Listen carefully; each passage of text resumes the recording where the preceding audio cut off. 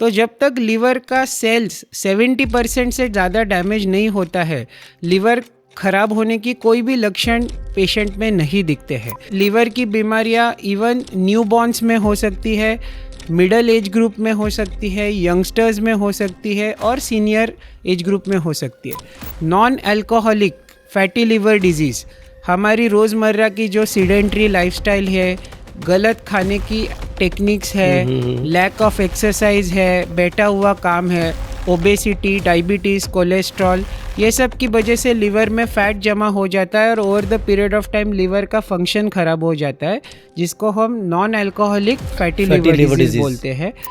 में hepatitis B, hepatitis सी, ये बीमारियाँ लीवर को ख़राब कर देती है और लीवर को परमानेंटली डैमेज करती है। हेपेटाइटिस ए और ई ये कंटामिनेटेड फूड और पानी के वजह से खाने से फैलती है। जब ये फाइब्रोसिस एक पर्टिकुलर लेवल क्रॉस करता है तो हम बोलते हैं कि पेशेंट को लिवर सिरोसिस हो गया, यानी the liver is change to a stone like structure, जिसमें छोटी छोटी गुठलियाँ होती है और फाइब्रोसिस के स्कार होते हैं। Already non alcoholic fatty liver disease बहुत कॉमन है, तो कई बार हम देखते हैं कि दोनों रीजंस एक दूसरे को कंबाइन करके लीवर खराब होने का प्रोसेस को फास्ट कर देते हैं। इसलिए अगर अल्कोहल से दूर रहे तो बेटर है। फैटी लिवर डिजीज़ के लिए कोई भी जादू की दवाई अवेलेबल नहीं है। मैं मेरे प्रिस्क्रिप्शन में ये क्लियरली लिखता हूँ कि फैटी लिवर डिजीज़ के लिए 80 to 90% ट्रीटमेंट है बेटर लाइफस्टाइल। सभी ने कोल्ड प्रेस्ड या जो हम बोलते हैं लाकड़ी घाना या कच्ची घानी, कोल्ड प्रेस्ड ऑयल्स को कन्वर्ट करना चाहिए। रिफाइंड ऑयल्स ये लिवर के लिए बहुत हार्मफुल होते हैं। लिवर कैंसर अगर हम अर्ली स्टेजेस में पकड़ते हैं तो आपको ये मैं बताना चाहूँगा कि लिवर कैंसर कंप्लीटली क्योरेबल होता है। नमस्कार, बातों बातों में एक मुलाकात किसी खास के साथ में आप सभी का स्वागत है। पिछले एपिसोड में हमने हमारे दिल के डॉक्टर हसमुख गुजर से दिल और उससे जुड़ी बीमारियों के बारे में बात की। इस हफ्ते हम बात करेंगे हमारी खास शख्सियत लिवर के डॉक्टर विनीत शाह सर से, जो हमें लिवर और उससे जुड़ी बीमारियों के बारे में बताएंगे। डॉक्टर विनीत शाह ने अपने 10 साल के लंबे करियर में अब तक हजारों पेशेंट्स की जान बचाई है, उनके लिवर को फिर से हेल्दी बना के। आज हम उनसे लिवर के ढांचे के यानी कि लिवर के स्ट्रक्चर के बारे में जानेंगे और साथ ही साथ लिवर का हमारे बॉडी में क्या रोल होता है उसके बारे में भी बात करेंगे। हम जानेंगे कि पाचन क्रिया यानी डाइजेशन में लिवर का इम्पोर्टेंट रोल क्या होता है और डिटॉक्सिफिकेशन ये प्रोसेस लिवर में कैसे काम करता है। आज हम जानेंगे हेपेटाइटिस, सिरोसिस ऐसी बीमारियों के बारे में और साथ ही साथ शराब का हमारे लिवर पर क्या असर होता है इसके बारे में बातचीत करेंगे। इसके अलावा लिवर ट्रांसप्लांट क्या होता है और ये कब करना ज़रूरी है इसके बारे में भी चर्चा करेंगे। हम जानेंगे कि बच्चों में लिवर की कौन सी बीमारियां होती है और उसे कैसे ठीक किया जा सकता है। साथ ही में लिवर कैंसर के भी लक्षणों के बारे में हम बात करने वाले हैं। साथ ही में हम जानेंगे कि हम डेली रूटीन में ऐसी कौन सी चीज़ें कर सकते हैं जिससे कि हमारा लिवर हेल्दी रहे हमेशा। तो जुड़े रहिए हमारे साथ, क्योंकि आपकी लिवर की सेहत और उसके बारे में जानने के लिए आपके पास ये सुनहरा अवसर है और हाँ, हमें आपकी परवाह है। लेकिन वीडियो में खो जाने से पहले हमारे 3 इम्पॉर्टेंट एपिसोड्स को देखना ना भूले। पहला एपिसोड है टेढ़े मेढ़े दांत with doctor Milind Darda, truths of plastic surgery with doctor Giriraj Gandhi and दिल की बात विद डॉक्टर हसमुख गुजर। और हमारा चैनल बातों बातों में एक मुलाकात किसी खास के साथ को लाइक, शेयर एंड सब्सक्राइब करना ना भूले। तो चलिए शुरू करते हैं आज के एपिसोड से। Sit back, relax and enjoy the show. Doctor Vineet Shah sir, हमारे पॉडकास्ट बातों बातों में एक मुलाकात किसी खास के साथ में आपका बहुत बहुत स्वागत है। Welcome to our show doctor Vineet. Thank you for inviting me Mukesh sir and Rashmi ma'am. Sir, अक्सर लोगों को हार्ट के बारे में जानने की ज़्यादा जिज्ञासा, ज़्यादा दिलचस्पी रहती है, लेकिन एक लिवर का साइज़ और उसका काम एक हार्ट के मुकाबले सिर्फ ज़्यादा ही नहीं बल्कि ज़्यादा कॉम्प्लिकेटेड भी रहता है, लेकिन अक्सर लोग इस बारे में जानते नहीं हैं। तो आज हम लिवर के बारे में बोलेंगे और उसके सारे राज भी खोलेंगे। सर, सबसे पहला सवाल आपसे मेरा ये रहेगा कि एक लिवर का स्ट्रक्चर कैसे होता है और वो हमारे बॉडी में क्या काम करता है? सिंपल लैंग्वेज में कहा तो लिवर या हमारे बॉडी का इंजन है। ये एक ट्रायंगुलर शेप्ड स्ट्रक्चर होता है जो बॉडी में पेट के राइट साइड में ऊपर के पार्ट पे लोकेटेड होता है। इसमें 8 सेगमेंट्स होती है। इसका average weight 900 grams to 1.2 kilograms होता है और ये पेशेंट की वेट के अकॉर्डिंग वेरी होता है। लिवर के बहुत इंपॉर्टेंट फंक्शंस होते हैं। जो सबसे क्रूशियल फंक्शंस होते हैं, one is the crucial function in digestion, one is the crucial function in making proteins in the body. Okay. Other बहुत ज़रूरी फंक्शन होता है कि हमारा खून क्लॉट होता है। जब हमें कोई भी ज़ख्म होती है तो वो क्लॉटिंग के लिए जो ज़रूरी प्रोटीन्स रिक्वायर्ड होते हैं वही लिवर बनाता है। And last and most important function होता है कि लिवर हमारे बॉडी में डिटॉक्सिफिकेशन यानी जो भी ख़राब चीज़ें हमारे इंटेस्टाइन में होती है उसको प्यूरिफाई करता है और बॉडी के अमोनिया को भी निकालने में मदद करता है। ओके, जैसे मैंने कहा कि हार्ट का सिर्फ एक ही काम होता है पंप करने का, लेकिन लिवर के इतने सारे काम होते हैं। Yes. और वो भी complicated. Yes. Okay. Sir, digestion के बारे में अगर बात करें, as digestion is one of the most important process going inside the body, तो ये डाइजेशन एंड लिवर कैसे काम करता है डाइजेशन में, हाउ डज दिस हेल्प, उसका कनेक्शन क्या है, हमें बताएंगे? So you will surprise to know कि हमारे इंटेस्टाइन पेट का 80% ब्लड जो है वो लिवर में जाता है और इसलिए हम जो भी खाते हैं वो खाई हुई चीज़ों में जो भी इंटेस्टाइन में प्रोटीन, कार्बोहाइड्रेट, फैट में कन्वर्जन होता है उसका जो फर्दर मेटाबॉलिज्म होता है, डाइजेशन होता है, वो लिवर में जाके होता है और फिर वो बॉडी में ठीक तरह से चैनलाइज किया जाता है। दूसरी इम्पॉर्टेंट बात ये होती है कि लिवर बाइल यानी पित्त बनाता है। ये पित्त जो होता है इसमें essential bile salts, bile acids, fatty acid को बाइंड करने वाली चीज़ें ये होती है। ये लिवर की पाइप यानी बाइल डक्ट के थ्रू हमारे इंटेस्टाइन में पहुंचता है और जो भी खाना हमारे पेट के थ्रू इंटेस्टाइन में पहुंचता है ये बाइल और पैंक्रियास का जूस साथ में उस फूड को प्रोटीन, कार्बोहाइड्रेट, फैट के डाइजेशन करने में मदद करता है। हमारा लीवर अगर ख़राब हो जाता है तो ऐसे हमारे बॉडी में कौन से चेंजेस या बदलाव आते हैं जो लिवर के ख़राब होने का हमें संकेत देते हैं? तो वैसे तो आपको सुन के हैरानी होगी कि गॉड ने लिवर को बहुत अच्छा रिजर्व या पोटेंशियल दिया है। तो जब तक लिवर का सेल्स 70% से ज़्यादा डैमेज नहीं होता है, लिवर खराब होने की कोई भी लक्षण पेशेंट में नहीं दिखते हैं। 70% खराब होने तक कोई भी लक्षण अच्छा। दिखते नहीं है। तो ऐसे मामलों में सिर्फ हम जब हेल्थ चेकअप करते हैं या सोनोग्राफी करते हैं या ब्लड टेस्ट करते हैं तब कुछ डिफेक्ट्स दिखते हैं, जैसे प्लेटलेट काउंट कम होना, एल्ब्यूमिन लेवल कम होना, जॉन्डिस की लेवल बढ़ना, ये सब चीज़ें, या अल्ट्रासाउंड में लिवर में चेंजेस आ रहे ये दिखना। बट लिवर खराब होने के जो इम्पॉर्टेंट लक्षण है वो है आंखें ज़्यादा पीली होना, ओके। यूरिन में ज़्यादा पीलापन आना, खून की उल्टी या काली लैट्रिन होना, पैरों में सूजन या पेट में सूजन आना जिसका इनडायरेक्ट मतलब है पेट में पानी भरना, इररेलेवेंट टॉकिंग या बेहोशी आना जिसको हम लिवर कोमा भी कहते हैं। अच्छा। और कुछ नॉन स्पेसिफिक चीज़ें जैसे कि बहुत फटीग होना या बहुत ज़्यादा थकावट जल्दी से आना या क्रैम्प्स आना। सो ये सब लक्षण होते हैं जो इंडिकेट करते हैं कि हमारे लिवर में प्रॉब्लम है और लिवर ख़राब हो रहा है। Okay okay. अच्छा सर, ऐसी कौन सी बीमारियां हैं जो लीवर डैमेज का या लीवर खराब होने का कारण बन सकती है, लाइक जिसे हम रिस्क फैक्टर्स कह सकते हैं, एंड और भी क्या रीजंस हो सकते हैं इसमें जो अपने लीवर को ख़राब कर सकता है, उसको डैमेज कर सकता है? सो लीवर खराब होने के कारण ये हर एज ग्रुप में अलग होते हैं। जैसे लीवर की बीमारियां इवन न्यूबॉर्न्स में हो सकती है, मिडल एज ग्रुप में हो सकती है, यंगस्टर्स में हो सकती है और सीनियर एज ग्रुप में हो सकती है।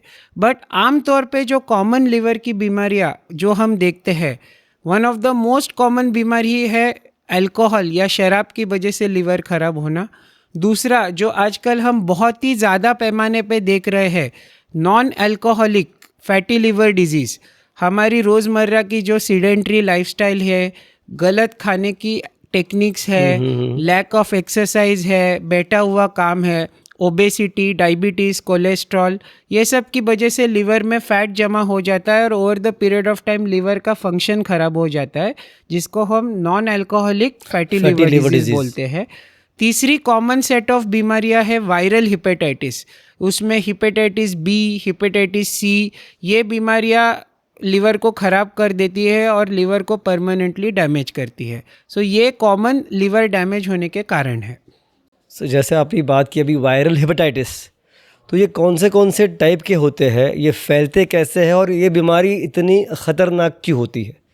सो वैसे तो हर वायरस जो है वो लिवर को अटैक करता है, क्योंकि लिवर का खून का सप्लाई ही बहुत ज़्यादा होता है।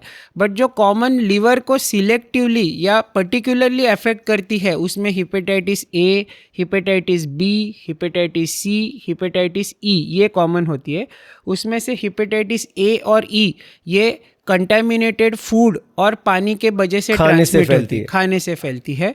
और हिपेटाइटिस बी और हिपेटाइटिस सी ये मोस्टली कंटामिनेटेड ब्लड या ब्लड प्रोडक्ट्स से फैलते हैं। ओके, पर इतनी खतरनाक क्यों होती है? लेवल का डैमेज इसमें कितना ज़्यादा हो सकता है और कितने, इससे बचा कैसे जाए?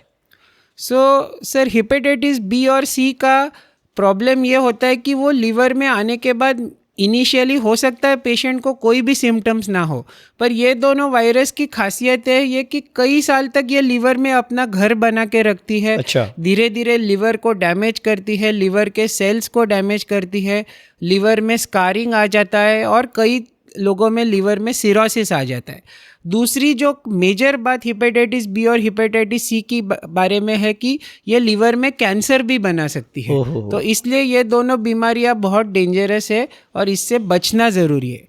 हिपेटाइटिस बी से बचने के लिए जो इम्पॉर्टेंट चीज़ है वो हमको ये समझना चाहिए कि हिपेटाइटिस बी फैलता कैसे है। इंडिया में जो देखा गया है मोस्ट कॉमन वे है माँ से बच्चे को थ्रू द प्रेगनेंसी। तो इसलिए अभी गवर्नमेंट के इनिशिएटिव्स की वजह से हर प्रेग्नेंट लेडी को हिपेटाइटिस बी के लिए टेस्ट किया जाता है और जो हिपेटाइटिस बी के लिए पॉजिटिव है उसका प्रॉपर लिवर के स्पेशलिस्ट के थ्रू मैनेजमेंट किया जाता है। बच्चे को बर्थ होते ही वैक्सीन और इम्यूनोग्लोबुलिन दिया जाता है, जिससे कि हिपेटाइटिस बी का ट्रांसमिशन काफ़ी कम हो गया है। दूसरी जो सबसे इम्पॉर्टेंट बात हिपेटाइटिस बी को प्रिवेंट करने के लिए वो है यूनिवर्सल इम्यूनाइजेशन, यानी हिपेटाइटिस बी की वैक्सीन देना। Again because of the very good initiative by the government, अभी हिपेटाइटिस बी वैक्सीन ये हमारे नेशनल इम्यूनाइजेशन प्रोग्राम में मैंडेटरी है। ओके, तो हर बच्चे को वो मिलने ही वाली है। तो इसलिए हमने देखा है कि हिपेटाइटिस बी का ट्रांसमिशन काफ़ी कम हो गया है। दूसरे जो ट्रांसमिशन के वेज है वो है unhealthy sexual practices, intravenous drug abuse, जो कॉमन सिरिंज यूज़ करके लोग ड्रग एडिक्ट्स ड्रग का सेवन करते हैं, और तीसरा है contaminated needles and syringes. Okay, तो इसके लिए प्रिवेंशन के लिए अवेयरनेस प्रोग्राम ज़रूरी है जो गवर्नमेंट काफ़ी हद तक रन करती है। लास्ट एंड मोस्ट इम्पॉर्टेंट है कंटामिनेटेड ब्लड प्रोडक्ट्स। तो अभी हर ब्लड बैंक में हिपेटाइटिस बी और हिपेटाइटिस सी हर ब्लड प्रोडक्ट को उसके लिए चेक किया जाता है, और आई थिंक सो ये सब वजह से अभी हिपेटाइटिस बी और हिपेटाइटिस सी का ट्रांसमिशन हम कम करके इससे बच सकते हैं। सर और एक बात ऐसी थी, जैसे वैक्सीनेशन की आपने बात कही, तो हम लोग जब बच्चे को वैक्सीन लगवा देते हैं तो क्या वो वैक्सीन लाइफ लॉन्ग काम करता है? इसके बाद भी हमको वैक्सीन लगवानी पड़ती है कुछ सालों बाद? ज़्यादातर हमने देखा है कि mostly more than 99% of the times ये वैक्सीन से लाइफ लॉन्ग प्रोटेक्शन मिलता है, क्योंकि हिपेटाइटिस बी में क्या होता है कि वो वैक्सीन की वजह से जो हमारे बॉडी के मेमोरी बी सेल्स होते हैं उनमें वो वैक्सीन की प्रोटेक्टिव एंटीबॉडीज़ बन जाती है जी। तो अगर हम किसी की एंटीबॉडीज़ चेक करते हैं और वो थोड़ी कम भी है, बट जब कोई हिपेटाइटिस बी वायरस का बॉडी में एक्सपोजर होगा तो वो मेमोरी बी सेल्स याद करते हैं कि ये वायरस के लिए मुझे एंटीबॉडीज़ ज़्यादा बनानी है, तो वो पुश हो जाते हैं और वो ज़्यादा एंटीबॉडीज़ बनाने लगते हैं। रेयरली अगर कोई पर्सन को इम्यूनोडेफिशिएंसी वायरस यानी HIV की बीमारी हो जाती है, या पेशेंट को इम्यूनिटी कम करने की दवाई या कैंसर की या कोई और बीमारी की चालू रहती है, या कोई पेशेंट डायलिसिस पे चला जाता है, तो ऐसे केसेस में वो प्रोटेक्टिव एंटीबॉडीज़ कम हो जाती है और इनको हमको रीवैक्सीनेट करना पड़ता है। बट ज़्यादातर हेपेटाइटिस बी वैक्सीन की एफिकेसी बहुत अच्छी है और उसकी वजह से लाइफ लॉन्ग प्रोटेक्शन मिल जाता है। Great great. सर इसके कंटिन्यूएशन में मुझे एक पूछना था, whenever we travel to foreign countries तब भी हेपेटाइटिस बी का वैक्सीनेशन कंपलसरी किया है अभी सब जगह पे? हेपेटाइटिस बी का वैक्सीनेशन ज़्यादातर वर्क प्लेसेस पे मैंडेटरी होता है।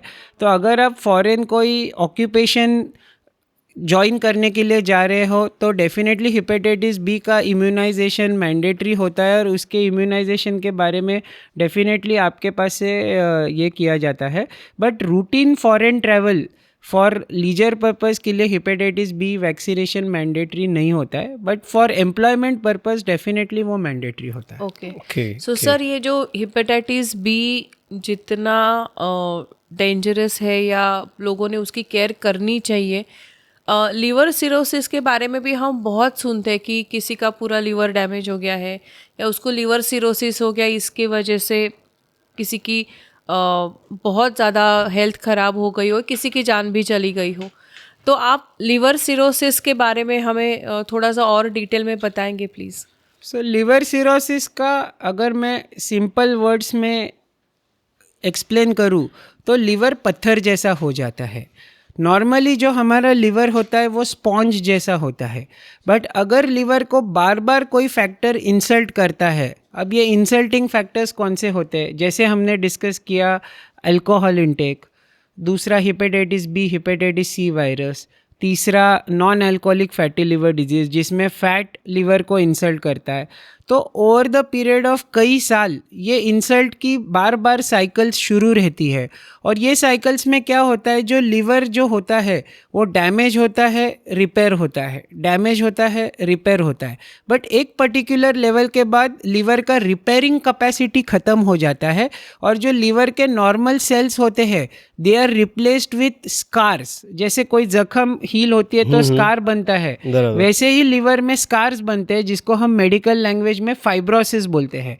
और जब ये फाइब्रोसिस एक पर्टिकुलर लेवल क्रॉस करता है तो हम बोलते हैं कि पेशेंट को लिवर सिरोसिस हो गया, यानी the liver is change to a stone like structure जिसमें छोटी छोटी गुठलियाँ होती है और फाइब्रोसिस के स्कार होते हैं। तो जहाँ फाइब्रोसिस हो जाता है तो उतने पार्ट का लिवर ये काम करना बंद कर देता होगा। डेफिनेटली, क्योंकि फाइब्रोसिस इज अनहेल्दी टिश्यू, वो नॉर्मल लिवर टिश्यू नहीं होता है। इसलिए नॉर्मली लिवर के जो भी फंक्शंस हमने पहले डिस्कस किए थे वो फंक्शंस लिवर कर नहीं पाता है और फिर लिवर के सेल्स फेल होने की वजह से हमको लिवर फेलियर के सिम्टम्स दिखने लगते हैं। और ये फैलता कैसे है या क्या, व्हाट ट्रिगर्स दिस, मतलब तो ये लिवर सिरोसिस का स्प्रेड कैसे होता है और इसको अगर इससे हमें बचना है, प्रिकॉशनरी मेजर्स क्या लेने पड़ते हैं इसके लिए? तो लिवर सिरोसिस जो है, you will be surprise to know कि छोटे बच्चों से लेकर एडल्ट्स तक किसी में भी लिवर सिरोसिस हो सकता है। अच्छा। तो लिवर सिरोसिस न्यूबॉर्न या 1 ईयर के बच्चे में भी हो सकता है और लिवर सिरोसिस 60, 65, 70 ईयर ओल्ड के मनुष्य में भी हो सकता है। और जैसे हमने सर बात की थी कि जो नॉर्मल इंसल्ट्स जो होते रहते हैं लिवर के ऊपर, उसी के कारण ये दिक्कत आती है। तो न्यूबॉर्न्स में ये प्रॉब्लम कैसे बच्चों कारण क्या है? में कुछ अलग टाइप की रेयर चीज़ें होती है जो लिवर को डैमेज करती है। जैसे बच्चों में most of the common reason होता है बिलियरी एट्रेजिया करके बीमारी, जिसमें लिवर की पित्त की नलियाँ ही जेनेटिकली बनती नहीं है और ये नहीं बनने की वजह से जो हार्मफुल बाइल सॉल्ट्स होते हैं वो लिवर को डैमेज करके उसमें सिरोसिस लाते हैं। कई जेनेटिक बीमारियां होती है, जैसे विल्सन्स डिजीज़ एक बीमारी होती है जिसमें लिवर का जो बॉडी का कॉपर को बाहर फेंकने का फंक्शन होता है वो जेनेटिकली ठीक से होता नहीं है। कॉपर को बाहर फेंकने का फंक्शन नहीं होता होता इसलिए copper is deposited in the body. Deposited in the body. उसमें से लिवर इज वन ऑर्गन जहाँ कॉपर सबसे ज़्यादा डिपॉजिट होता है और धीरे धीरे वो कॉपर लिवर को डैमेज करके उसमें सिरोसिस लाता है।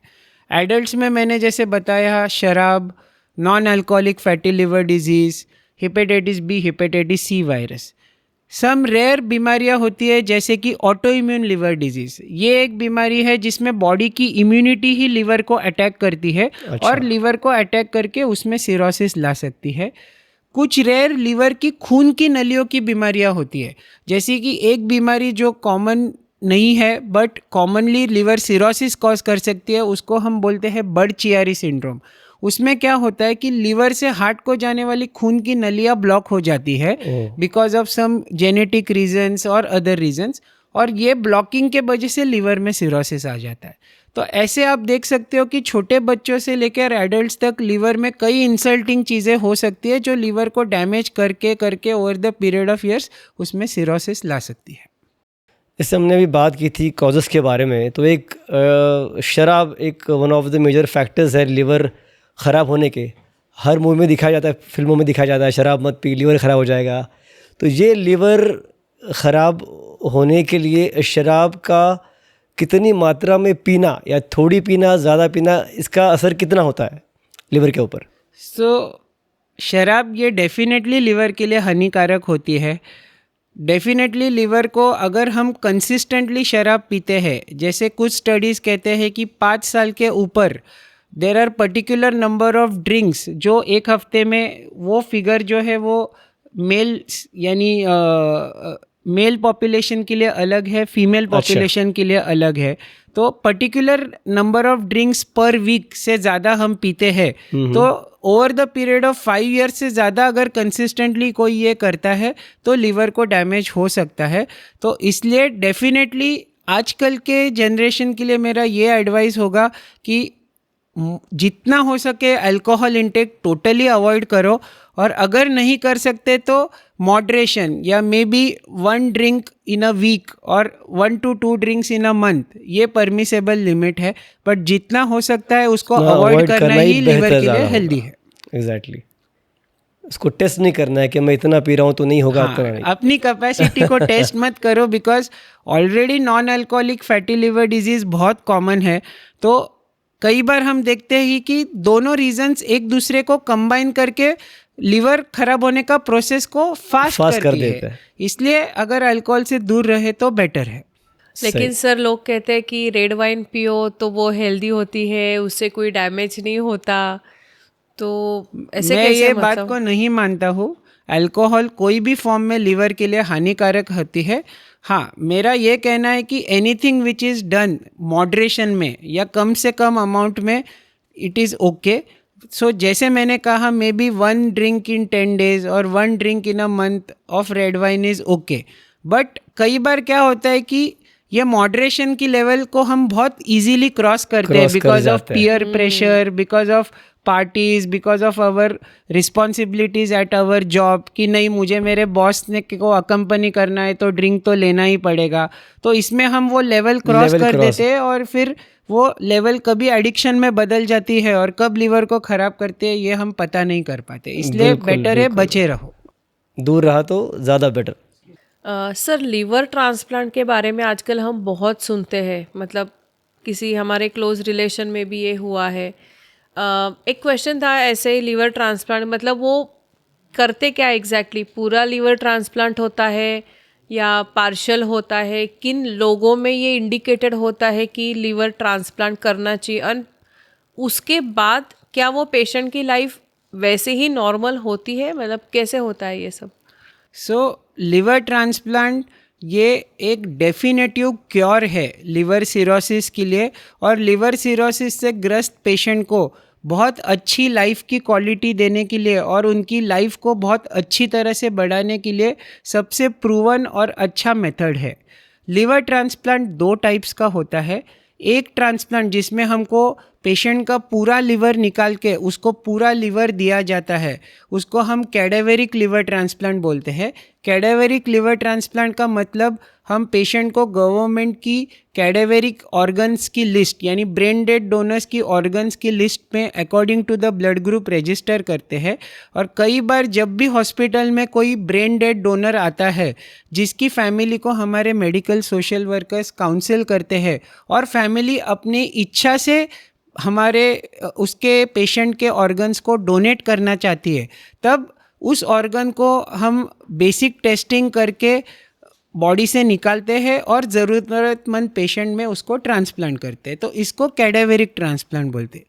बट अनफॉर्चुनेटली इंडिया में कल्चरल रीजंस की वजह से ऑर्गन डोनेशन ये काफ़ी कम है as compare to Compared to- Europe and बराबर। यूएसए। तो इसलिए इंडिया में जो टेक्नोलॉजी सबसे ज़्यादा यूज़ की जाती है उसको हम लिविंग डोनर लिवर ट्रांसप्लांट बोलते हैं। लिविंग डोनर लिवर ट्रांसप्लांट का मतलब हम परिवार में से ब्लड ग्रुप मैचिंग डोनर ढूंढते हैं जिसका पेशेंट से खून का रिश्ता है, जैसे कि पेरेंट्स या चिल्ड्रन या सगे भाई बहन या ग्रैंड पेरेंट्स, और according to the weight of the patient हम डोनर का particular percentage of the liver निकालते हैं।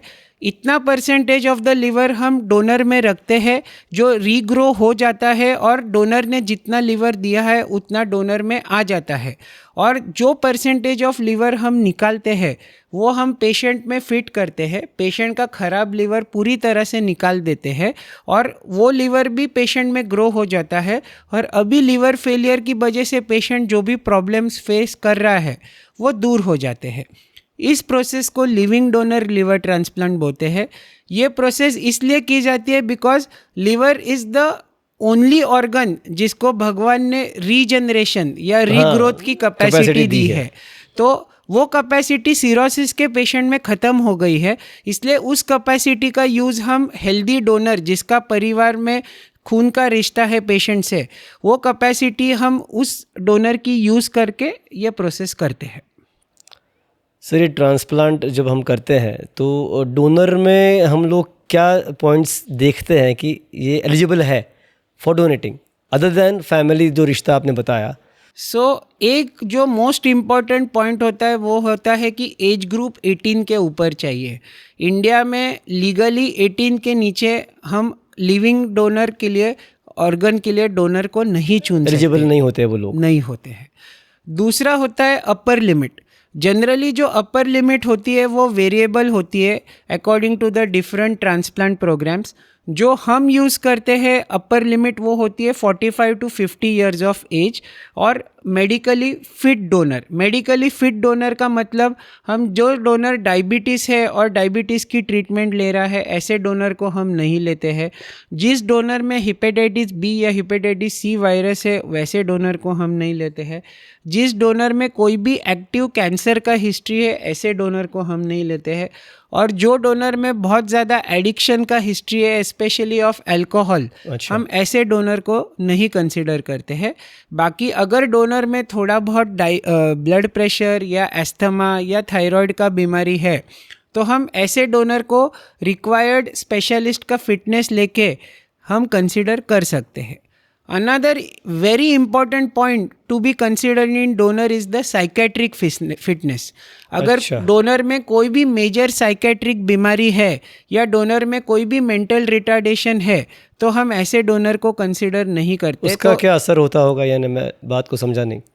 सर जनरली कोई भी मेजर साइकेट्रिक बीमारी है जैसे स्किज़ोफ्रेनिया है या मेजर डिप्रेशन है, ऐसे लोगों में सुसाइडल टेंडेंसीज बहुत ज़्यादा होती है। अच्छा। तो मेजर सर्जरी बॉडी में होने के बाद ये टेंडेंसीज बढ़ सकती है। ओके। तो इसलिए रिसर्च ने ये कहा है कि कोई भी डोनर जिसको कोई मेजर साइकेट्रिक बीमारी है उसको ऑर्गन डोनेशन के लिए कंसिडर नहीं करना चाहिए। मेंटल रिटार्डेशन के डोनर में वो खुद अपने कंसेंट नहीं दे सकता है, तो इसलिए जो डोनर अपनी खुद की बॉडी के बारे में कंसेंट नहीं दे सकता है हम ऐसे डोनर को ऑर्गन डोनेशन के लिए कंसिडर नहीं करते हैं। मान लो जैसे आपने बात की तो कैडेवरिक हमने ले लिया या फिर लिविंग डोनर लेते हैं, पर जो आपने बताए क्राइटेरियाज के अबाउ 40-55 लिमिट है, लेकिन ऐसे लोगों में अक्सर ये डायबिटीज़ हो, हाइपरटेंशन हो, ये बीमारी आमतौर पे पाई जाती है। तो कोई फ्लेक्सिबल ऐसा है कि मान लो हमको अगर अपने खून के रिश्तों से ना मिले तो कहीं से और रिश्तेदारों से या कोई उसमें कोई सोर्स हो सकता है कि ऐसा स्ट्रिक्टली है कि बस या तो कैडेवर का करो या फिर अपने फैमिली के या क्लोज इनके ही करो?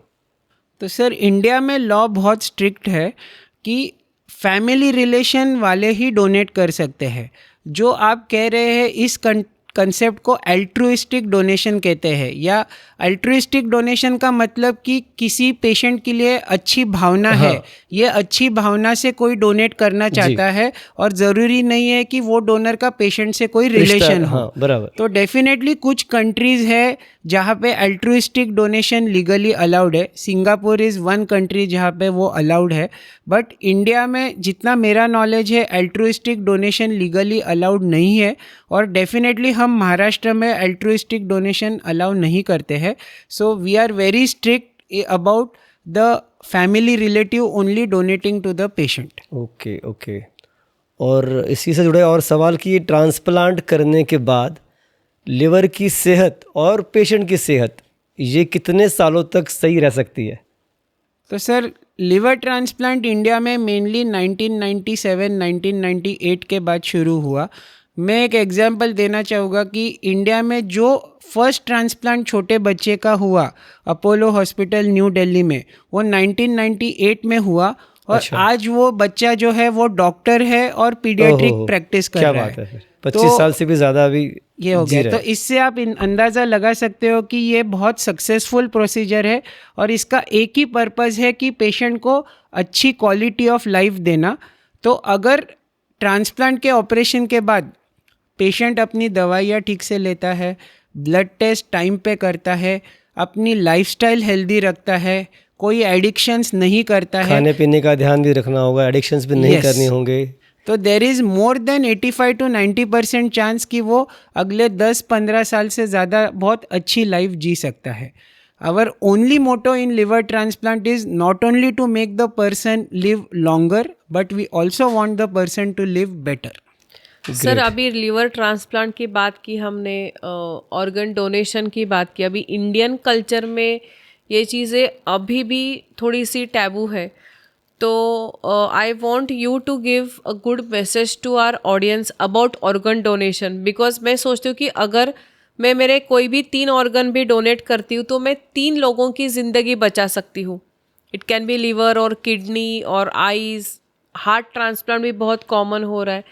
तो क्या आप हमारे ऑडियंस के लिए एक ऐसा मैसेज देंगे for coming ahead and going for organ donation and saving lives? So मैं इस मीडियम के थ्रू हमारे पॉपुलेशन को ये अर्ज करना चाहूँगा कि everybody of us should become an organ donor. Organ donor बनना बहुत इजी होता है। आप नॉर्मली हर पुणे सिटी या हर सिटी में ऑर्गन ट्रांसप्लांट की कमेटी होती है, उनके ऐप्स होते हैं, उनकी वेबसाइट होती है। हर गवर्नमेंट कॉलेज, हर हॉस्पिटल में ऑर्गन डोनेशन के लिए एक अलग डिपार्टमेंट होता है, तो आप कहीं भी जाके अपना नाम रजिस्टर कर सकते हो। और ऑर्गन डोनेशन ये नीड ऑफ द आवर है, कभी आपके फैमिली को उसकी ज़रूरत पड़ेगी ये हम बता नहीं सकते। तो मैं इस माध्यम के थ्रू ये अर्ज करना चाहूँगा कि everybody of us should pledge our organs and everybody of us should become an organ donor. सही बात है, जिंदा होते काम हो या फिर मरने के बाद तो कम से कम आप काम आ ही सकते हो। यस सर, जैसे हमने देखा ट्रांसप्लांट हम लोग कर देते हैं, डोनर मिल गया, सब हो गया, लेकिन ये ट्रांसप्लांट अपने आप में एक बहुत कॉस्टली चीज़ रहती है। तो इतने पैसे, मेरे ख्याल से लाखों रुपए का खर्चा तो उसमें आ जाता होगा। तो ये पेशेंट जो अफोर्ड नहीं कर पाते हैं या फिर वो कैसे करेंगे? अच्छा, तो ये जो मिसकंसेप्शन है कि लिवर ट्रांसप्लांट में करोड़ों रुपए लग जाते हैं, पेशेंट बचता नहीं है तो भी फैमिली के करोड़ों रुपए खर्च हो जाते हैं, ये बहुत ही बड़ा मिथ है। और इसके बारे में मैं ये क्लैरिफाई कर पाऊँगा कि लिवर ट्रांसप्लांट के अभी हर हॉस्पिटल में बहुत अच्छे से डिफाइन किए हुए पैकेजेस होते हैं। ओके। उस पैकेजेस में जैसे जो पैकेज हम इस्तेमाल करते हैं वो package living donor liver transplant का होता है रफली between 19 to 21 lakh rupees. Okay. बच्चों में तो वो पैकेज और भी कम होता है, इट इज़ रफली 13 to 15 lakh rupees. Cadaveric liver transplant का पैकेज होता है एवरेज 23 to 25 लाख रुपीज़। इस पैकेज में पेशेंट का 15 दिन का रहने का खर्चा, ब्लड टेस्ट, मेडिसिन, ऑपरेशन का खर्चा, और डोनर का 7 से 8 दिन रहने का खर्चा, ब्लड टेस्ट, मेडिसिन, ऑपरेशन का खर्चा, ये सब कवर्ड होता है। अभी इसमें पेशेंट को फाइनेंशियल असिस्टेंस के लिए जो गवर्नमेंट के साइड से एवेन्यूज़ है, जैसे गवर्नमेंट एम्प्लॉयज़ के लिए ऑलमोस्ट 15 से 17 लाख का स्टेट गवर्नमेंट के पास से रिएम्बर्समेंट मिलता है। जो एम्प्लॉयज़ CGHS यानी सेंट्रल गवर्नमेंट हेल्थ स्कीम में है या आर्मी में है, उनको भी ये बॉडीज़ की तरफ से ऑलमोस्ट 10 से 15 लाख रुपए का अनुदान मिलता है। कुछ लोग जो कॉरपोरेट कंपनीज़ में होते हैं, उनके कंपनीज़ की तरफ से भी उनको सिग्निफिकेंट हेल्प मिलती है to the tune of almost 50 to 60% of the transplant. The other avenues जो होते हैं, हर स्टेट में सिर्फ चीफ मिनिस्टर फंड होता है और ओवरऑल इंडिया में हर सिटीज़न के लिए प्राइम मिनिस्टर फंड होता है। ये दोनों फंड्स के एप्लीकेशन के लिए हमारे मेडिकल सोशल वर्कर पेशेंट की फैमिलीज़ को मदद करते हैं और एवरेज ये दोनों फंड्स के थ्रू ऑलमोस्ट 4 से 5 लाख रुपए ये मदद पेशेंट को मिलती है।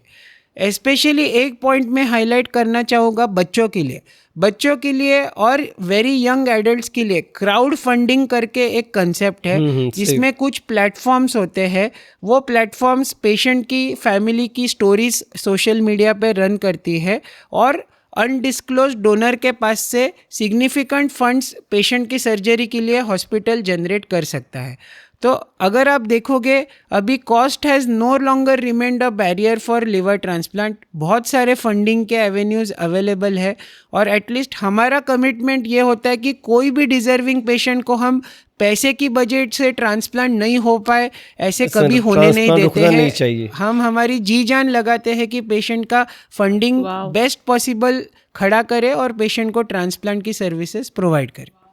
एक मैं सिर्फ जानना चाहता था कि आपने कैडेवरिक ट्रांसप्लांट का कॉस्ट हाई बताया और लिविंग डोनर का कम बताया, जबकि लिविंग डोनर में जो डोनर और रेसिपिएंट दोनों का खर्चा लग जाता है, कैडेवर का खर्चा ज़्यादा क्यों हो जाता है? ये बहुत लॉजिकल क्वेश्चन है। ये बहुत पेशेंट के रिलेटिव्स भी हमको पूछते हैं। तो अगर आप देखोगे तो लिविंग डोनर में जो लॉजिस्टिक खर्चा है वो हॉस्पिटल के लिए बहुत कम होता है, क्योंकि एक ऑपरेशन थिएटर में डोनर का सर्जरी होता है, दूसरे ऑपरेशन थिएटर में पेशेंट का सर्जरी होता है। तो लॉजिस्टिक खर्चा जो है ऑर्गन ट्रांसपोर्ट करने का या कोई स्पेशल प्रिजर्वेटिव सॉल्यूशन यूज़ करने का, वो हॉस्पिटल का नहीं होता है। On the contrary cadaveric transplant में ज़रूरी नहीं है कि ऑर्गन उसी हॉस्पिटल में अवेलेबल हो, ऑर्गन में भी कोई दूसरे सिटी में अवेलेबल हो। अभी कई बार ऐसे होता है कि हमको ऑर्गन कोल्हापुर से, सोलापुर से या नासिक से लेके आना पड़ता है। तो उस प्रोसेस के लिए जो है उसका खर्चा बढ़ जाता है बिकॉज हमको पुलिस की मदद से ग्रीन कॉरिडोर कंस्ट्रक्ट करना पड़ता है, क्योंकि हमको ये ऑर्गन पर्टिकुलर टाइम में बॉडी में फिट करना होता है। उस ऑर्गन को प्रिजर्व करने के लिए ऑलमोस्ट 6 to 8 लीटर सॉल्यूशन चाहिए होता है और वो ऑर्गन प्रिजर्वेटिव सॉल्यूशन का ही खर्चा 2-3 लाख रुपए होता है। अच्छा। You will be surprise to know कि कई बार ये ऑर्गन हमको आउट ऑफ महाराष्ट्र से भी लाना पड़ता है। तो तब एक्सेप्शनल केसेस में हमने एयर एम्बुलेंस या एयरक्राफ्ट का यूज़ भी किया है, क्योंकि एयरक्राफ्ट से ही हम एक सिटी से दूसरी सिटी पहुंच के ऑर्गन ला सकते हैं। तो ये सब लॉजिस्टिक खर्चा जो होता है वो लिविंग डोनर ट्रांसप्लांट में नहीं होता है, इसलिए कैडेवरिक का खर्चा हमेशा लिविंग डोनर से ज़्यादा आता है। सही। तो कैडेवरिक लीवर ट्रांसप्लांट में कितने टाइम में, मतलब डोनर से ऑर्गन निकाल के रिसीवर में प्लांट करने तक कितना ड्यूरेशन रखना पड़ता है? मिनिमम पीरियड क्या होता है? ऐसा कहा जाता है कि जितना जल्दी करो उतना अच्छा, बट हर ऑर्गन का जो फिट करके इस्तेमाल करने का टाइम है वो अलग होता है। जैसे हार्ट के लिए वो टाइम अलग होता है, किडनी के लिए अलग होता है, लिवर के लिए अलग होता है। इसको हम कोल्ड इस्केमिया टाइम बोलते हैं। तो जितना कोल्ड इस्केमिया टाइम हम कम रखते हैं उतना वो ऑर्गन नए बॉडी में जल्दी फंक्शन करने लगता है। एवरेज लिवर में कहा जाता है कि 6 से 8 घंटे में वो ऑर्गन जो है वो रिट्रीव करके हमने नए रेसिपिएंट में ट्रांसप्लांट करना चाहिए। तो जनरली हमारा प्रयत्न होता है कि 6 to 8 आवर्स में हम ये करें। और ये कितने घंटे की सर्जरी होती है? एवरेज मैम ये जो सर्जरी होती है, अगर हम living donor transplant surgery consider करें तो एक ही दिन हम 3 सर्जरीज करते हैं। एक सर्जरी होती है डोनर से लिवर का पार्ट निकालना, दूसरी सर्जरी होती है पेशेंट का पूरा ख़राब लिवर निकालना, और तीसरी सर्जरी होती है जो पार्ट हमने डोनर से निकाला है उसको पेशेंट में फिट करना। तो एवरेज इसमें 10 से 12 घंटे लग जाते हैं। कैडेवेरिक ट्रांसप्लांट में 2 ही सर्जरीज होती है, ब्रेन डेड पर्सन से वो लीवर निकालना और पेशेंट से ख़राब लीवर निकाल के उसमें फिट करना। तो जनरली कैडेवेरिक ट्रांसप्लांट में 8 से 10 घंटे लग जाते हैं, लिविंग डोनर ट्रांसप्लांट में एवरेज 12 से 15 घंटे लग जाते हैं। बाप रे, हेड्स ऑफ टू यू। तो सर अभी आजकल फैटी लीवर ये एक बहुत ज़्यादा कॉमन हो रहा है। मुझे फैटी लीवर है, ग्रेड 1 है या ग्रेड 2 है, तो इसकी वजह क्या हो सकती है, क्या होती है आज, और इतना ये ज़्यादा कॉमन क्यों हो रहा है, एंड इज़ इट रिवर्सिबल और नॉन रिवर्सिबल? तो फैटी लिवर डिजीज़ ये जैसे अभी हमारे यहाँ कोरोना का पैंडेमिक आके गया, मैं कहूँगा कि नॉन इन्फेक्शन में अगर कोई पैंडेमिक सबसे ज़्यादा आजकल कॉमन है, one of that is non alcoholic fatty liver disease या fatty liver disease. It is exclusively a lifestyle disorder. अभी जो हमारी लाइफस्टाइल हो गई है, it is away from the lifestyle जो अच्छी हेल्थ के लिए ज़रूरी होते हैं। हमारे खाने का पैटर्न, हमारा lack of exercise, obesity, diabetes, cholesterol के प्रॉब्लम्स, ये सब जो है ये फैटी लिवर डिजीज़ के रिस्क फैक्टर्स है और इसलिए ये बीमारी अभी बहुत कॉमन हो गई है। You will be surprise to know कि अभी यंगस्टर्स में मीन्स एज यंग एज 20 से 25 उम्र के लोगों में भी फैटी लिवर डिजीज़ बहुत कॉमन हो गया है। फैटी लिवर डिजीज़ ये डेफिनेटली रिवर्सिबल होता है एक पर्टिकुलर स्टेज तक। इसलिए मैंने बताया कि फैटी लिवर डिजीज़ के पेशेंट्स में फाइब्रोसिस लिवर में हो रहा है नहीं, इसको हमको टेस्ट करना होता है। इसको टेस्ट करने के लिए कुछ ब्लड के टेस्ट होते हैं और कुछ अल्ट्रासाउंड या MRI बेस्ड टेक्निक्स होती है। एक और टेक्निक जो नई निकली है वो है फाइब्रोस्कैन। तो ये सब टेक्निक्स की वजह से हम प्रेडिक्ट कर सकते हैं कि लीवर में हार्डनेस या फाइब्रोसिस बना है या नहीं। एक पर्टिकुलर लेवल तक लाइफस्टाइल चेंजेस और वेट लॉस की वजह से ये फाइब्रोसिस रिवर्स हो सकता है और फैटी लिवर डिजीज़ भी डेफिनेटली रिवर्स हो सकता है। तो ऐसे फैटी लिवर जो होता है ना, deposition of fat in the liver, ये आम बात हो गई। तो इससे बचने के तरीके क्या क्या होंगे? जैसे आपने कहा लाइफस्टाइल चेंज करनी पड़ेगी, हमको खाने पीने का ध्यान रखना होगा, तो और कौन सी चीज़ें हैं जिनसे हम इससे बच सकते हैं? तो हमारे दर्शक वो फॉलो करेंगे तो उनको भी भविष्य में ये बीमारी का सामना नहीं करना पड़ेगा। मेरे पास काफ़ी फैटी लिवर डिजीज़ के पेशेंट आते हैं। वो एक्सपेक्ट करते हैं कि मैं मेरा पेन चलाऊं और कुछ ऐसे जादू के मेडिसिन लिख दूं जिससे कि उनका फैटी लिवर डिजीज़ दूर हो जाएगा। ये फोरम के थ्रू मैं सभी को ये कहना चाहूँगा कि फैटी लिवर डिजीज़ के लिए कोई भी जादू की दवाई अवेलेबल नहीं है। मैं मेरे प्रिस्क्रिप्शन में ये क्लियरली लिखता हूँ कि फैटी लिवर डिजीज़ के लिए 80 to 90% ट्रीटमेंट है better lifestyle. Okay, so my only treatment for fatty liver disease will be better lifestyle. Better lifestyle का मतलब है हमने लाइफ के 6 इम्पॉर्टेंट पिलर्स पे काम करना चाहिए। वन मोस्ट इम्पॉर्टेंट पिलर है डाइट, सेकेंड इम्पॉर्टेंट पिलर है एक्सरसाइज, तीसरा जो हम कई बार भूल जाते हैं कि हमारी नींद की क्वालिटी, स्लीप की अच्छी क्वालिटी, ये भी फैटी लिवर डिजीज़ के इम्प्रूवमेंट के लिए बहुत ज़रूरी है। नींद की अच्छी क्वालिटी वो भी लिवर पर असर करती है। यस। चौथा माइंड रिलैक्सेशन। पांचवा होम का एनवायरनमेंट अच्छा रखना, इसका मतलब सही कुकवेयर यूज़ करना, कुकिंग प्रैक्टिसेस हेल्दी रखना, सही कुकिंग ऑयल यूज़ करना। एंड छठा, जो भी फैटी लिवर डिजीज़ या ओबेसिटी से जूझ रहे हैं उन्होंने हमेशा कम्युनिटी में इन्वॉल्व होना, बिकॉज जब साथ में कॉमन ऑब्जेक्टिव के साथ आप काम करोगे तो आपका मोटिवेशन अच्छा रहेगा और आप आपके लाइफस्टाइल को इम्प्रूव कर पाओगे। बिल्कुल बिल्कुल। सर अभी आपने कुकवेयर एंड ऑयल के बारे में बात की, can you elaborate more on this? So cooking oil consumption definitely her house hold में जज होना चाहिए कि कितना हो रहा है और 20 to 30% हमने कुकिंग ऑयल को कम करना चाहिए। माय स्ट्रॉन्ग सजेशन इज़ कि सभी ने कोल्ड प्रेस्ड या जो हम बोलते हैं लाकड़ी घाना या कच्ची घानी, कोल्ड प्रेस्ड ऑयल्स को कन्वर्ट करना चाहिए। रिफाइंड ऑयल्स ये लिवर के लिए बहुत हार्मफुल होते हैं, बिकॉज रिफाइंड ऑयल्स में क्या होता है कि वो टेम्परेचर हाई रख के उस ऑयल्स को बनाया जाता है।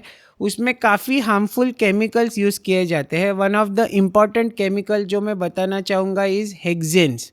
और ये केमिकल्स जो है ये रिफाइंड ऑयल में डालने की वजह से क्या होता है कि over the period of years liver की बीमारियां बढ़ सकती है. अबाउट कुकवेयर, डेफिनेटली आजकल बहुत फैड है कि हमने ये कवरिंग वाला कुकवेयर यूज़ करना चाहिए, वो कवरिंग वाला. बट जो रेकमेंडेड है अच्छे क्वालिटी का मल्टी लेयर्ड सर्जिकल क्वालिटी का stainless steel. It should be the cookware which should be used, because बाकी कुकवेयर्स में क्या होता है कि जो भी कोटिंग होता है वो over the period of time ख़राब हो जाता है और वो फूड के साथ बॉडी में चला जाता है. और दूसरा, उस कोटिंग के नीचे एल्यूमिनियम होता है. And one of the worst cookware to use जो बॉडी के लिए बहुत हार्मफुल है इज़ एल्यूमिनियम बेस्ड. अच्छा, तो ज़्यादा ध्यान रखना पड़ेगा खाने के वक्त भी कि एल्यूमिनियम में ना पकाई जाए. बात बहुत छोटी है लेकिन बड़े काम की है. यस सर, और जानेंगे आपके साथ इसके जो हमने सिरोसिस की बात की, लिवर सिरोसिस, तो ऐसी एक खतरनाक बीमारी और है लिवर का कैंसर. तो ये सिरोसिस कैंसर का ही एक रूप है, पार्ट है, या सिरोसिस और ये कैंसर दोनों अलग अलग चीज़ें हैं? और कैंसर में फिर हम लोग क्या प्रॉब्लम्स देखते हैं पेशेंट के अंदर? सो लिवर कैंसर ये बहुत ही खतरनाक बीमारी है. जनरली लिवर कैंसर बिना सिरोसिस के भी हो सकता है, बट हम जो प्रैक्टिस में देखते हैं most of the times liver cirrhosis का कॉम्प्लिकेशन जो है वो लिवर कैंसर होता है. सो नेचुरली जो इंसल्टिंग फैक्टर्स लिवर सिरोसिस लाते हैं वही इंसल्टिंग फैक्टर्स लिवर कैंसर भी ला सकते हैं. So again hepatitis B, hepatitis C virus, alcohol, non alcoholic fatty liver disease, ये सब रिस्क फैक्टर्स है लिवर कैंसर बनने के लिए. लिवर कैंसर अगर हम अर्ली स्टेजेस में पकड़ते हैं तो आपको ये मैं बताना चाहूँगा कि लिवर कैंसर कम्प्लीटली क्योरेबल होता है. अच्छा, अगर हम लिवर ट्रांसप्लांट सही लिवर कैंसर के पेशेंट्स में करें तो लिवर कैंसर कम्प्लीटली क्योर हो सकता है. अगर सही सिलेक्टेड पेशेंट्स में हम लिवर का रिसेक्शन या सर्जरी करके कैंसर को निकाल दे तो भी लिवर कैंसर कम्प्लीटली क्योर हो सकता है. तो डेफिनेटली लिवर कैंसर ये बहुत खतरनाक है, बट अगर हम पेशेंट को सही स्टेज में पकड़ते हैं और उसको ट्रांसप्लांट या सर्जरी करके कम्प्लीटली क्योर करते हैं तो उसका लाइफ स्पैन डेफिनेटली अच्छी तरह से इम्प्रूव हो सकता है. तो क्या ये कैंसर के रीजंस ट्यूमर्स हो, दूसरी गांठ हो, वो भी होते हैं लिवर में? जैसे आमतौर पे ब्रेन में ट्यूमर हो गया, गांठ हो गई, वैसे लिवर में भी ऐसे होते हैं क्या? सो लिवर में भी कई टाइप की गांठें होती है. जैसे एक कॉमन रीज़न जो मैं बताना चाहूँगा जो कम्युनिटी में बहुत कॉमन है, लिवर के हिमेंजियोमास, यानी लिवर में छोटी खून की गांठ. तो कई बार कोई पर्सन अलग रीज़न के लिए अपना सोनोग्राफी करता है और ये छोटी सी 2 या 3 सेंटीमीटर का हिमेंजियोमा पाया जाता है. तो मैं ये फोरम के ज़रिए कहना चाहूँगा कि इतने छोटे हिमेंजियोमा में कोई भी डरने की बात नहीं होती है. ये एक नेचुरल चीज़ है जो कई बार नॉर्मल लोगों में पाई जाती है. इसमें सिर्फ सालाना एक बार सोनोग्राफी करके इसकी साइज़ बढ़ रही है या नहीं ये देखते रहना, अदरवाइज़ इसके बारे में कोई भी डरने की बात नहीं है. तो ऐसी कुछ एक्शन ना लेना पड़े ऐसी भी काफ़ी गांठें लिवर में हमको पाई जाती है. जो डरने की बात नहीं, हर गांठ जो लिवर में पाई जाती है वो कैंसर की नहीं होती. तो छोटी मोटी है तो उसको ज़्यादा ध्यान देने की ज़रूरत नहीं, या कंसल्ट योर हेपेटोलॉजिस्ट. यस, तो ये मैं मैसेज देना चाहूँगा कि लिवर में कभी भी कोई गांठ अल्ट्रासाउंड पे दिखती है तो अच्छे लिवर स्पेशलिस्ट का कंसल्टेशन डेफिनेटली लेना चाहिए, क्योंकि they are the people who are trained to know कि ये गांठ डरने वाली गांठ है या इसको सिर्फ ऑब्जर्व करना काफ़ी है. जी जी सर, हमने बड़ों के लीवर की बीमारियों की काफ़ी सारी बातें की. बच्चों में भी लीवर के कंसर्न कोई बीमारियां होती है और उसके क्या सिम्टम्स हमें ऑब्जर्व करने चाहिए? सो डेफिनेटली बच्चों में भी लिवर की बीमारियां काफ़ी कॉमन होती है.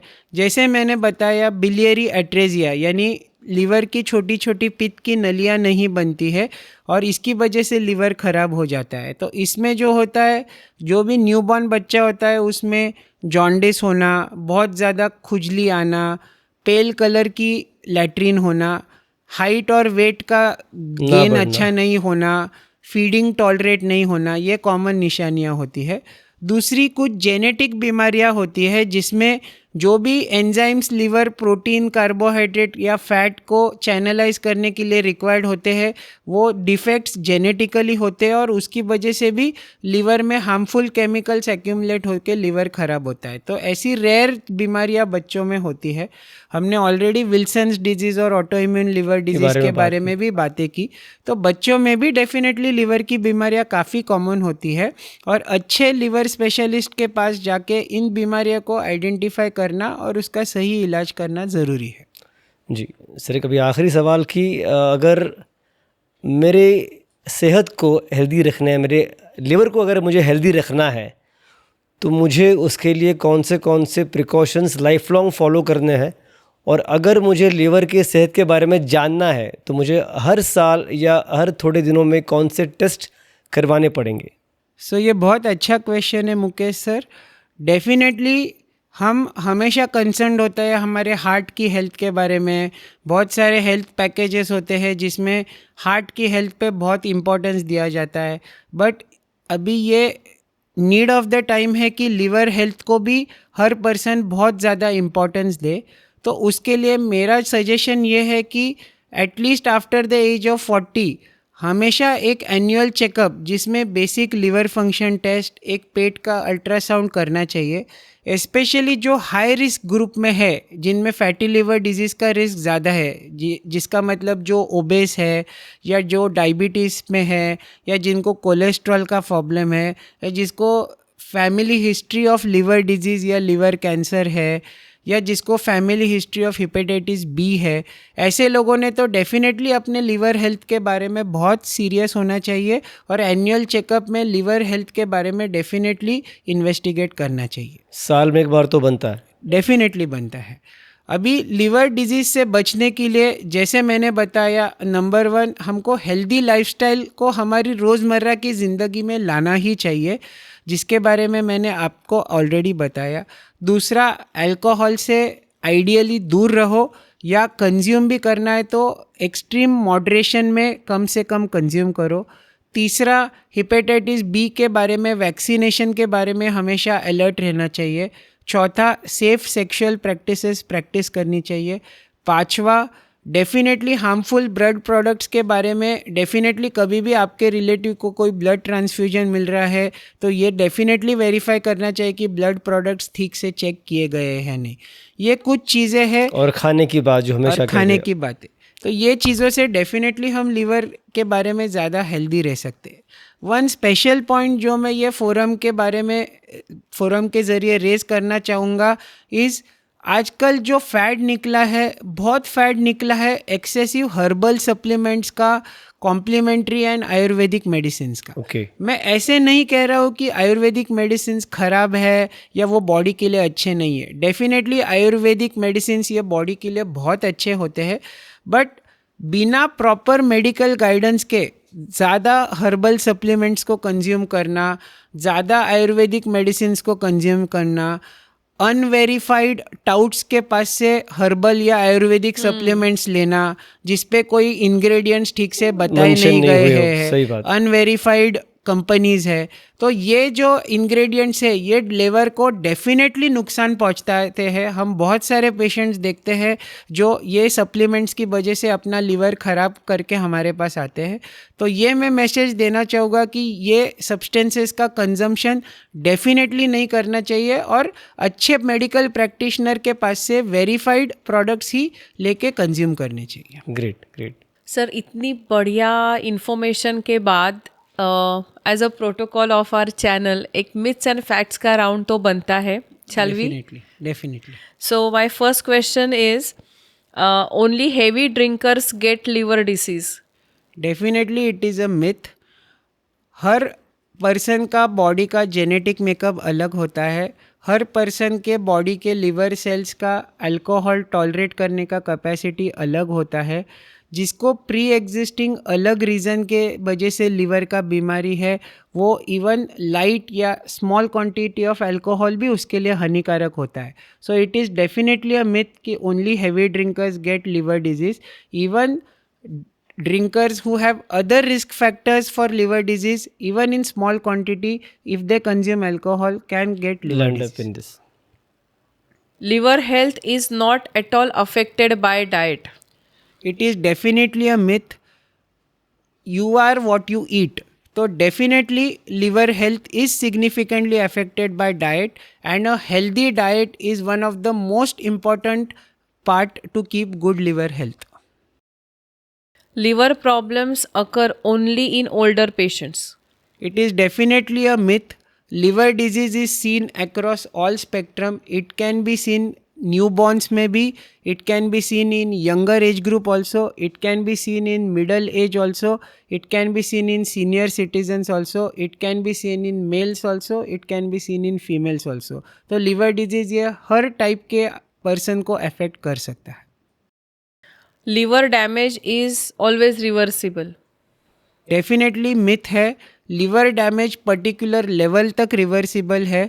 इसलिए लिवर डैमेज जब कोई टेस्ट या सिम्टम्स आ रहे हैं, अच्छे लिवर स्पेशलिस्ट को दिखाना और लिवर डिजीज़ कौन से स्टेज में है ये पता करना. लिवर सिरोसिस डेफिनेटली रिवर्सिबल नहीं है और इसलिए अर्ली स्टेज में अगर हम कोई बीमारी पकड़ते हैं तो हम उसको रिवर्स कर सकते हैं, बट एडवांस स्टेजेस में लिवर डिजीज़ रिवर्सिबल नहीं है. Okay, and last question is, you can detox your liver with strong herbal supplements. Definitely it is a myth. Herbal supplements are known to have harmful ingredients जो liver के sales को damage करके liver failure ला सकते हैं. Liver को detox करना या liver को हेल्दी रखने के लिए हेल्दी लाइफस्टाइल ज़रूरी है, ना कि कोई हर्बल सप्लीमेंट्स. तो हेल्दी लाइफस्टाइल से ही हम लीवर को हेल्दी रख सकते हैं. ग्रेट सर, आज का पॉडकास्ट काफ़ी एनलाइटिंग था. काफ़ी सारी बातें हमने सीखी लिवर की सेहत के बारे में, हमारी सेहत के बारे में, हमें क्या करना चाहिए क्या नहीं करना चाहिए. मुझे पूरी उम्मीद है हमारे दर्शक भी इस पॉडकास्ट से बहुत खुश होंगे, क्योंकि इतनी सारी बातें इतने शॉर्ट समय उनको सीखने को मिली है. और डेफिनेटली वो सिर्फ दिल ना करते हुए आगे से लिवर भी करेंगे, इस बात की मैं गारंटी दे सकता हूँ. आपका सर बहुत बहुत शुक्रिया इस पॉडकास्ट में आने के लिए. Thank you so much. It was wonderful session with you. You made us speechless. And liver transplant, cirrhosis से बड़े बड़े टर्म्स हम सुनते हैं, कभी पढ़ते हैं, बट एक्चुअली उसमें होता क्या है वो हमने आज जाना है आपसे. And thank you so much for coming here and helping us understand what liver matters to you and how it's engine of your body. Thank you Mukesh sir, thank you Rashmi ma'am, मुझे ये opportunity दी इतने अच्छे platform पे आने के लिए और अपने लिवर के बारे में थॉट्स प्रेजेंट करने के लिए. एंड आई होप कि जो भी मैंने मेरे थॉट्स प्रेजेंट किए ये कॉमन मैन तक पहुंचेंगे और लिवर डिजीज़ के बारे में और ऑर्गन डोनेशन के बारे में इस प्लेटफॉर्म के थ्रू हम अवेयरनेस को और बढ़ाएंगे. Thank you. Thank you so much. तो आपको हमारा आज का ये एपिसोड कैसा लगा हमें कमेंट करके ज़रूर बताइए. अगर आपके पास लिवर से जुड़ी किसी भी समस्याओं का आप हल चाहते हो तो उसे भी कमेंट में ज़रूर बताइए. और अगर आप हमारे साथ इस पॉडकास्ट में जुड़ना चाहते हो तो नीचे दिए गए डिस्क्रिप्शन बॉक्स में हमारे कॉन्टैक्ट नंबर्स है, वहाँ पे आप हमें कॉन्टैक्ट कर सकते हो. तो आज के इस एपिसोड में हमने देखा, सीखा और जाना कि आपकी सेहत अगर आपको अच्छी रखनी है तो आपको आपके लिवर की सेहत पर भी ध्यान देना होगा. कब क्या खाना चाहिए और कितनी मात्रा में खाना चाहिए और शराब से किस तरह दूर होना चाहिए, यह आपको जानना बेहद ज़रूरी है. तो देखते रहिए बातों बातों में एक मुलाकात किसी खास के साथ. Don't forget to like, share and subscribe to our channel. Hit the bell icon so that you won't miss a single important episode. तब तक के लिए स्टे हैप्पी, स्टे एक्साइटेड.